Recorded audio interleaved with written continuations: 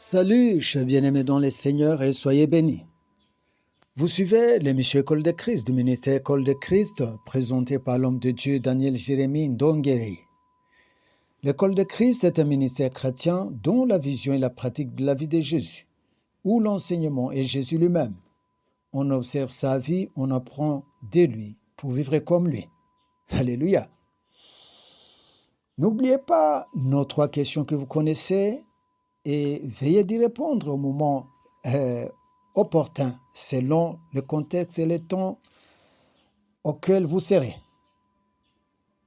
Toutes ces 3 questions sont à se poser à tout moment, où que vous soyez et dans tout ce que vous faites. Amen. Je vous rappelle que nous sommes à l'étude de la vie de Jésus tel qu'il a vécu ici-bas, afin que nous la pratiquions. Soyez bénis, bien-aimés. Nous sommes maintenant à notre 4e numéro intitulé « Jésus avant sa naissance ». Bienvenue à tous et soyez comblés. Alléluia. Mais avant de commencer notre sujet, j'aimerais dire quelque chose sur les enseignements contenus dans notre programme. Je précise que ce programme est fait d'enseignements de moins de 15 minutes. Enseignement uniquement sur la vie de Jésus ici-bas. Ce qu'il était pour que nous le soyons et ce qu'il faisait pour que nous le fassions. En d'autres termes, ces enseignements ont pour objectif de nous faire comprendre sa vie pour que nous la pratiquions. Par exemple, on l'a injurié, battu, agressé, bref, persécuté. Là, nous faisons un enseignement sur la persécution pour comprendre comment il a réagi face à cela afin que nous fassions comme lui lors de nos persécutions. Il a pardonné.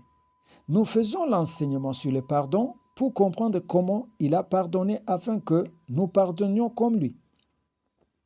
Même chose sur l'amour, la patience, la fidélité, la pureté, l'obéissance, les sacrifices, la prière, la conduite par le Saint-Esprit, la foi, etc. Donc, nous élaborons des enseignements sur ces différentes thématiques qui faisaient sa vie. Le but étant de comprendre comment il a vécu ou a agi pour que nous l'imitions. Il fut pur. Nous devons l'être. Il a aimé véritablement. Nous devons aimer comme lui. D'ailleurs, la Bible le précise. Aimez-vous les uns les autres comme je vous ai aimé. Il fut fidèle. Soyons aussi fidèles, etc. Donc, nos enseignements sont basés carrément et uniquement sur la vie de Jésus. Les enseignements de ce programme, bien sûr. Alors, justement, certains se diraient, mais pourquoi seulement les enseignements centrés sur la vie de Jésus et pourquoi pas sur d'autres domaines? Oui, les enseignements sur d'autres domaines sont là, mais se donnent dans d'autres cadres. Et sur les réseaux sociaux, ils se feront dans un autre cadre, bien sûr. Vous savez, en toute chose, c'est d'abord l'obéissance à Dieu qui prime. Son but ultime est la transformation spirituelle du chrétien de l'Église. Et la pratique de la vie de Jésus est la chose la plus idéale qui nous amène à cette transformation. C'est dans ce cadre qu'il nous a recommandé de commencer par un programme comme celui-ci. Je crois que c'est bien compris. Alors, soyez bénis, soyez comblés, bien-aimés, et que la grâce de Dieu soit sur vous. Nous entrons maintenant dans notre sujet du jour.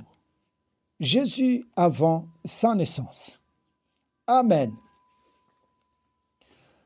Comme dans notre programme, nous nous penchons sur la vie de Jésus, alors partons de l'origine.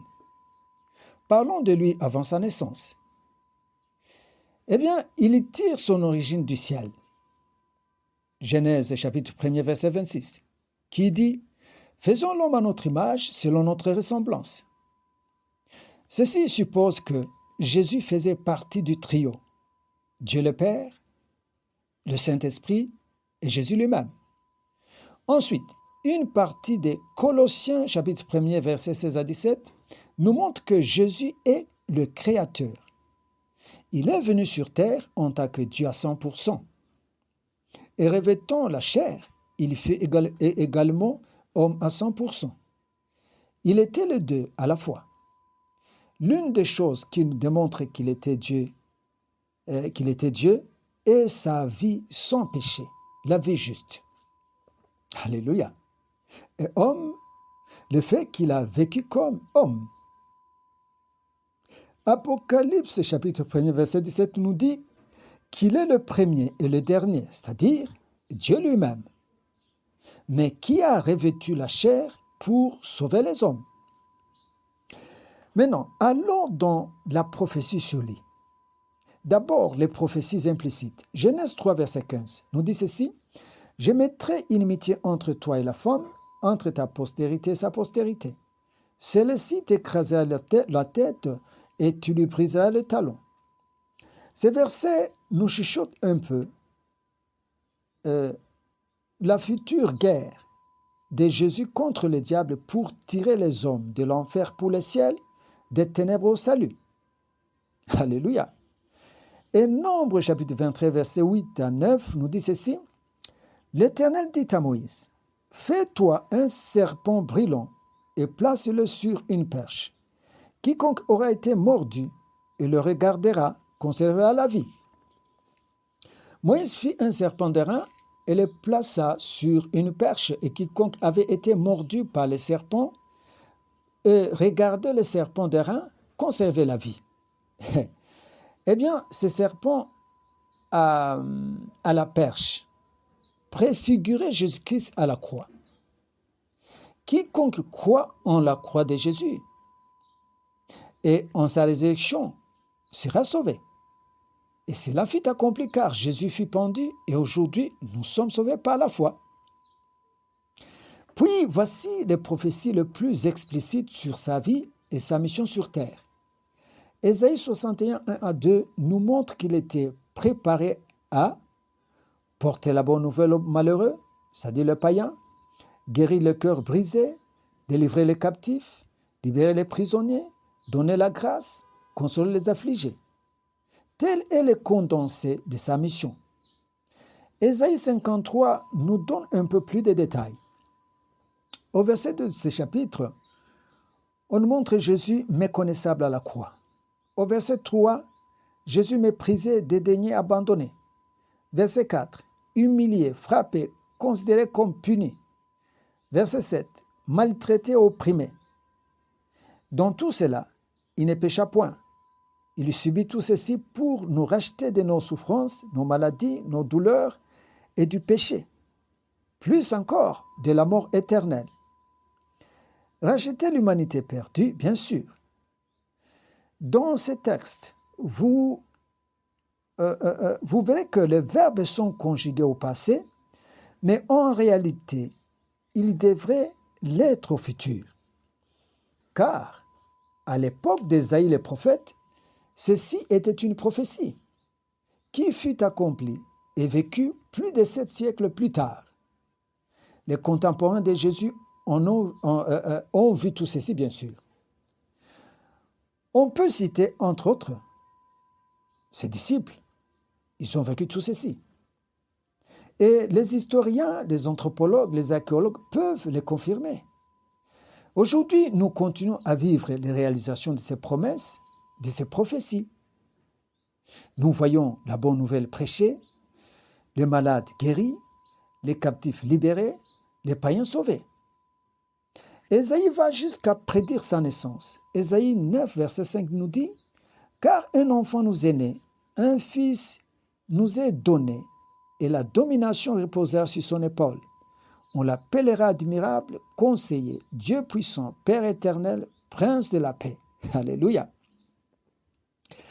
Voilà qu'au temps que Dieu avait fixé, Jésus naquit de Joseph et de Marie la Vierge. Alléluia. Et aujourd'hui, il est dans nos cœurs. Que Dieu soit béni. Bien-aimés dans le Seigneur et chers auditeurs, vous comprenez que la venue de Jésus-Christ n'a été ni un hasard, ni un opportunisme, mais un plan conçu par Dieu le Père. Que Dieu soit loué. Bien-aimés, soyez bénis, soyez comblés. Que la grâce de Dieu soit sur vous. Nous sommes à la fin de notre émission d'aujourd'hui. Ne ratez surtout pas le prochain numéro.